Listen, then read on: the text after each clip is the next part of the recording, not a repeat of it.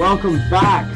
So my favorite holiday is approaching. It's around the corner, and you can guess it's Christmas. So I'm making my favorite mini build that I've done so far, which is these Christmas trees.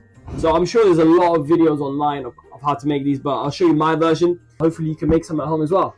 First thing to know is all angles are 30-degree angles. The large tree, you want 4 cuts at 154 millimeters, and that is a cut from short end to long end. You want the rest of the cuts to be parallel like this. You want to measure from long to long. Here it is. So 132 mil, 144 mil, 167 and 296. Another interesting thing I found with this bit of timber, if you buy a 2.4 meter timber, you'll actually have enough length to make one large and one small tree, just about.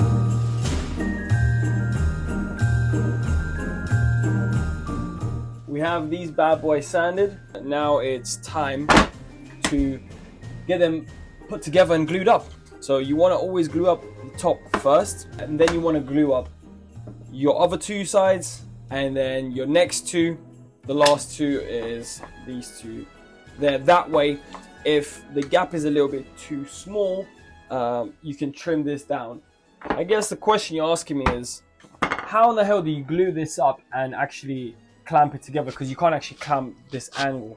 This is the jig. Get yourself 2 bits of timber that are identical, and cut them 200 mil either side. From the edge of the timber, you mark down 20 mil or 2 centimeters down either end.